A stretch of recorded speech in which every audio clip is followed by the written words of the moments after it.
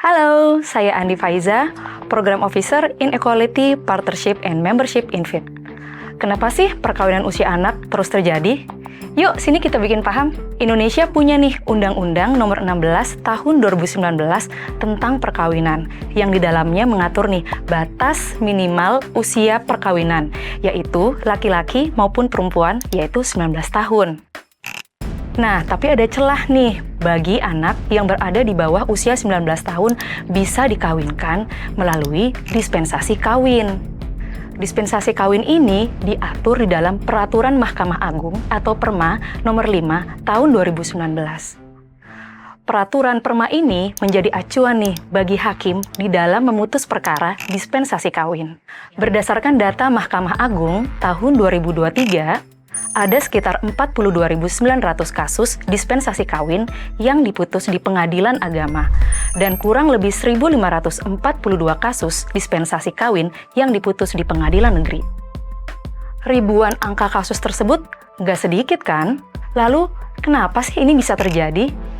Dari hasil riset InFit tahun 2024 yang dilakukan di Indramayu, Jawa Barat, dan Lampung Tengah Lampung, pengajuan dispensasi kawin ini diajukan dengan berbagai alasan.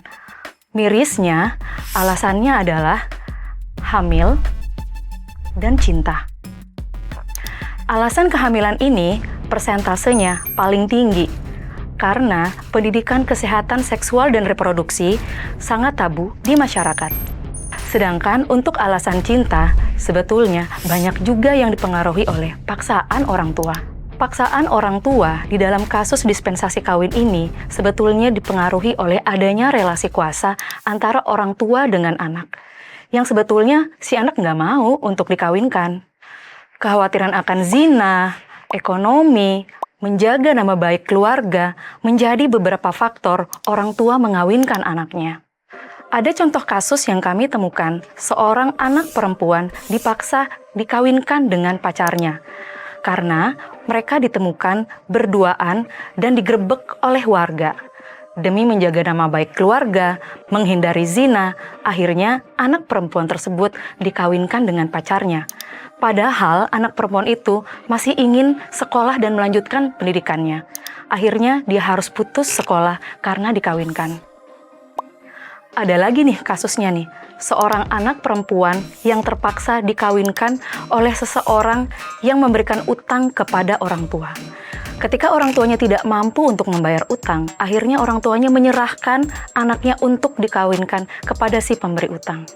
Namun di satu sisi, hakim mengalami dilema nih dalam memutus perkara dispensasi kawin. Dari hasil kajian InFit di Indramayu dan Lampung Tengah, dispensasi kawin yang diterima jauh lebih tinggi daripada yang ditolak. Melalui advokasi yang dilakukan InFit bersama Mahkamah Agung maupun stakeholder lainnya, hakim ternyata belum punya indikator kemendesakan dalam memutus perkara. Jadi, makna kemendesakan ini masih ditafsirkan secara subjektif oleh masing-masing hakim. Ditambah lagi, yang mengadili perkara dispensasi kawin ini adalah hakim tunggal dan bukan majelis. Nah, di sini penting nih peran para instansi terkait di dalam memberikan rekomendasi kepada hakim. Dari advokasi yang dilakukan InFit, ada beberapa hal penting yang kita soroti dan bisa menjadi rekomendasi.